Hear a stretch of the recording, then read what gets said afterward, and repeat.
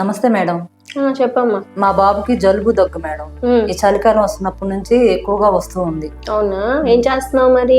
మా ఇంటి దగ్గర మెడికల్ షాప్ లో దగ్గు మందు కాఫ్ సిరప్ వేస్తున్నాను. ఉమ్. అయినా కానీ తగ్గట్లేదు మేడం, వస్తూనే ఉంది. సో మీరు కూడా ఇలాగే చేస్తున్నారా? మెడికల్ షాప్ నుంచి కాఫ్ సిరప్ తెచ్చి వేస్తున్నారా? అయితే ఈ వీడియో తప్పకుండా చూడండి. నేను doctor Anitha Jaganti, consultant paediatrician, neonatologist and allergy asthma specialist. So చలికాలంలో చాలా మంది పిల్లలకి బాగా దగ్గు రావడం అనేది కామన్. కోల్డ్, కాఫ్ అనేది కామన్ గా వస్తూ ఉంటాయి. అందరూ కూడా ఇలాగే మెడికల్ షాప్ కి వెళ్ళి ఏదో ఒక సిరప్ వేసేసి ఇంకా తగ్గట్లేదు మళ్ళీ ఇంకేదో మెడిసిన్ లేదు యాంటీబయాటిక్స్ కూడా వాడేస్తూ ఉంటారన్నమాట. సో ఇలా చేయకూడదు. సో కాఫ్ కి కాజెస్ అనేవి చాలా ఉంటాయి. చలికాలంలో నార్మల్ గా వస్తుంటదిలే అని నెగ్లెక్ట్ చేయొద్దు. ఎలర్జీస్ వల్ల కానీ, ఆస్మా వల్ల కానీ, వైరల్ ఇన్ఫెక్షన్స్ అయి ఉండొచ్చు, లేదు సైనసైటిస్. చాలా మంది పిల్లలకి ఎడినాయిడ్స్ ప్రాబ్లం ఉంటది. చిన్న పిల్లలకి ఇదైనా అయి ఉండొచ్చు. సివియర్ బ్యాక్టీరియల్ ఇన్ఫెక్షన్ అయి ఉండొచ్చు.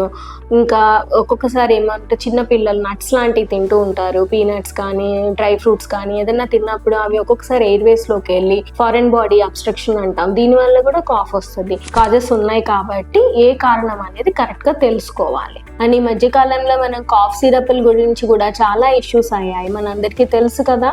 సో పిల్లలకి మెడికల్ షాప్ కి వెళ్ళి కాఫ్ సిరప్ తెచ్చి వేయటం అనేది సేఫ్ కాదు. సో డాక్టర్ ని సంప్రదించి డాక్టర్ ఏది చెప్పారో ఆ మెడిసిన్స్ మాత్రమే వాడాలి. సో ఈ వీడియోని దగ్గు, జలుబు అనగానే మెడికల్ షాప్ కి వెళ్ళి మెడిసిన్స్ తీసుకొచ్చి వేస్తారు కదా, వాళ్ళకి ఈ వీడియోని తప్పకుండా షేర్ చేయండి.